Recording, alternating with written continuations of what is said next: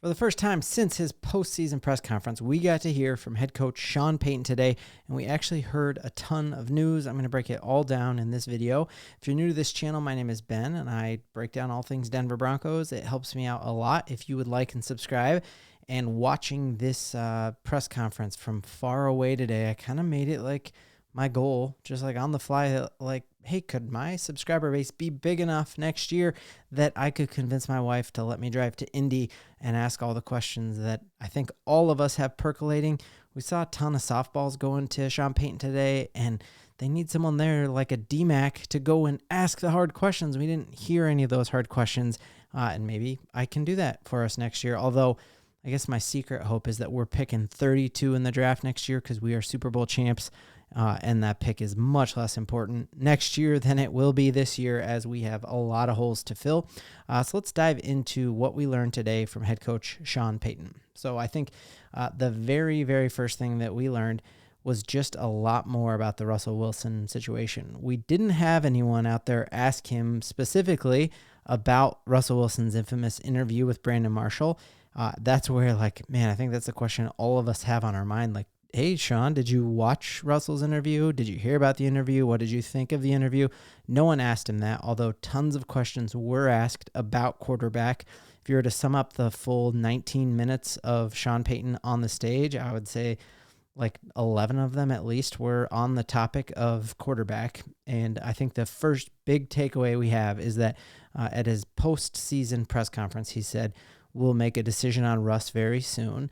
We actually got a timetable for that today. So he said within the next 2 weeks. So he's meeting with the Walton Penner ownership group on Monday, and he said shortly after that. So the next 2 weeks is the decision point. And in my mind, the decision's been made, and it's not necessarily like, hey, we're going to make the decision in the next 2 weeks. It's more like, hey, we've already decided this. We're going to make our announcement next week. So I'll kind of break down why I think the decision has already been made. So one of the things that's been clipped, and you can watch on X, or I'll link to it as well, is Sean Payton brought up a pretty internet popular meme, which has someone drinking the Broncos Kool-Aid, and it's a guy wearing a shirt with all the different quarterbacks crossed out, going back Drew Lock, Paxton Lynch, Bridgewater, Keenum, Flacco, all of that, each of them crossed out. And he said, our job is to make sure the next one isn't crossed out. And to me, the next one, like Russell Wilson isn't the next one. Russell Wilson is the current one. And, you know, if truly it was about giving Russell another shot here in Denver, you wouldn't use that vernacular of the next one is, our job is to make sure the next one isn't crossed out. I think the fact that tonight, right now, probably as I'm recording this video, Sean Payton is eating dinner with JJ McCarthy. I also don't think if you are keeping Russell Wilson that we need to surround him with talent. I don't think you're taking a quarterback out who's expected to go in the first round. Instead, maybe you're taking the tight end from Georgia out, or you're taking the cornerback from Alabama out. So I think the fact that he's taking JJ McCarthy out to dinner tonight to learn about him, he said our job is to make sure our next quarterback isn't crossed out on a t-shirt. That shows that truly the Broncos are on to the next. I also just think, and I've broken it down in ad nauseum at this point, but Russell Wilson being on Brandon Marshall's show, saying comments about the Denver Broncos that led Brandon Marshall to say, wait, that's like extortion. They're extortionists. And, Russell Wilson didn't shoot down the comment, they're extortionists. So it's essentially like, if you're about to divorce your significant other, and you're like on the fence about it, someone starts talking bad about your wife, and you're like, no, she's not that bad. Russell Wilson never stuck up for the Broncos in that interview.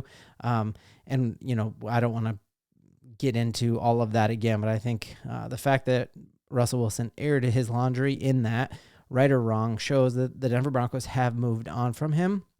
And Sean Payton saying our job is to make sure the next one isn't crossed out shows that we're on to the next here in Denver. I also think one of the things Sean Payton said that came out in that interview is he said the NFL in general is pretty bad at evaluating quarterback talent, and so our job is to be better than them, and I'm happy that we're better than them at evaluating quarterback.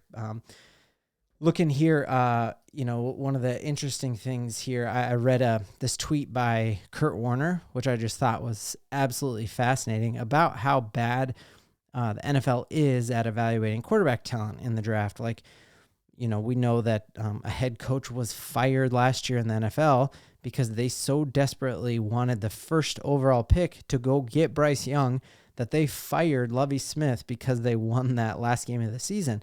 And it really ended up being in their favor because they got CJ Stroud, who ended up being the better quarterback, but everyone had Bryce Young as the number one quarterback on their board. Everyone said he's the Steph Curry of football, like he's going to be a once-in-a-generation talent. And this is a really cool tweet here from Kurt Warner.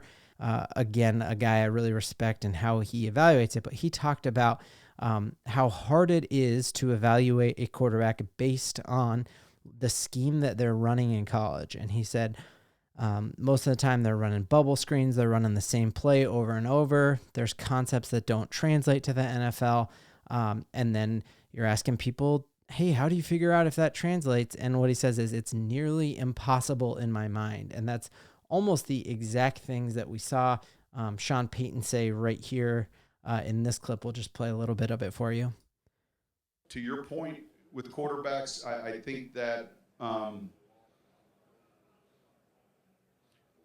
think one thing that's hard to measure is their ability to multitask and process and make decisions. It's one thing, like you can visit with someone and, they can be intelligent, but man, how quickly can they deliver the information and how quickly can they get through the progression? So as we're watching the combine, and again, the quarterbacks are throwing or participating in some measure on Saturday. So we'll make sure we're covering that for y'all here. But the important thing to watch isn't arm strength. It isn't speed in the 40-yard dash. It is, how do we evaluate whether or not a player can be a quick processor of information? And truly, you want to look at why there's that impasse between Russell Wilson and Sean Payton. It is that. So everyone's saying, hey, Russ still has something in the tank. Absolutely, he might still have stuff in the tank. He won the Pro Bowl Skills Challenge a couple years ago. Do you remember that? It's like the arcade, and you're knocking down targets and still targets, some moving targets. He has the arm strength for it. He's still somewhat athletic, but he does not process as fast as Sean Payton wants. So as we're watching these quarterbacks and JJ McCarthy and Bo Nix and Michael Penix, all who will be in that 12 range, I believe, the question becomes who is going to be the best processor who can run Sean Payton's offense, who can be programmed. And so I think you're going to see Sean Payton evaluate players under those metrics. And I just hope that they have really cool, novel, innovative ways to figure out how quick a quarterback can process the information, find the open dude. I'd be curious to see, like, could virtual reality play a part in that, where you have him strap on goggles when he's doing some visits and find open dudes, and learn to process things quickly, because that is where Sean Payton and Russell Wilson really ran up against it, was the slower processing and missing dudes in time. So other big things that we learned from the combine, obviously the Russell Wilson decision in the next 2 weeks is huge. I think the next 2 weeks is just when are we going to make that decision, not how long are we going to decide. Meeting with JJ McCarthy tonight was big. And then the other big little nugget that we got here was how high Sean Payton is on Marvin Mims.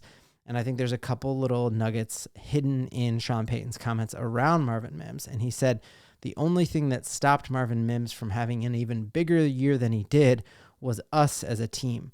And I think when he says us as a team, he probably means the quarterback play. I appreciate that he didn't say that. And then he said this next nugget here, that he's playing the same position as Jerry Jeudy, and you're going to see a lot of growth in that player. So to me, that kind of signals one of the rumors that we've heard a lot this year. Jerry Jeudy is one of the deals that we can't save salary cap if we restructure. The only way we can save money with him is if we trade him, and saying that one of our biggest standouts, one of our Pro Bowl players, what limited him, his cap, was that he was playing Jerry Jeudy's position. So either we have a different plan for Jerry Jeudy as he's shifting into the number one receiver role, and then Marvin Mims is going to be able to play there in the slot. That'll just be really interesting. If I made a prediction based on that quote, based on other rumors that I've seen, I think Jerry Jeudy will be moved this offseason. So I thought that was super interesting. This was the last little bit here that was really interesting here was that we have these next 2 weeks until we're going to hear definitively about Russell Wilson. But then George Paton was asked, has anyone contacted you about trading for Russell Wilson? And he said he has not been contacted by any teams.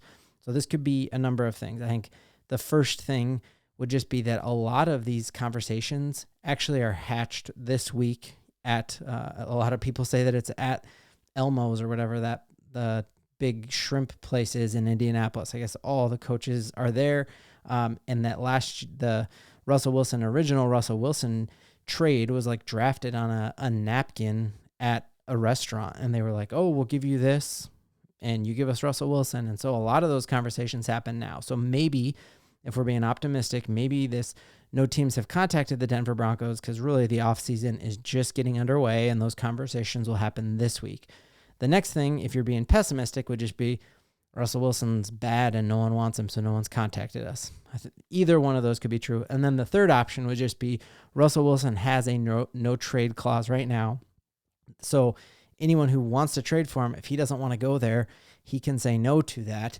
And it behooves him to get cut and then have his pick of the litter. He can really be a free agent and go wherever he wants. So really the big things that need to be decided is Russell Wilson being cut in the next 2 weeks? And then are we taking all of that dead cap hit in 1 year, or are we going to spread that out over 2 years? I think I've gone back and forth and waffled on this. I think my hope would be that we take it over 2 years because I do think with some of our flexibility that we could go out and steal a cornerback in Snead from Kansas City to pair alongside with Pat Surtain. I think we could go out and get a Danielle Hunter. I think we could re-sign Josie Jewell. And if we were to take all the Russell Wilson hit in 1 year, we can't do any of those things. So I think, that was all I wanted to get to in this one. What stood out to y'all as you watched Sean Payton's press conference? Are you starting to love him like I am, or am I just drinking way too much Broncos Kool-Aid? Broncos country, till the next time, buck up. Ooh, I would have bet money on that shot. It felt really good.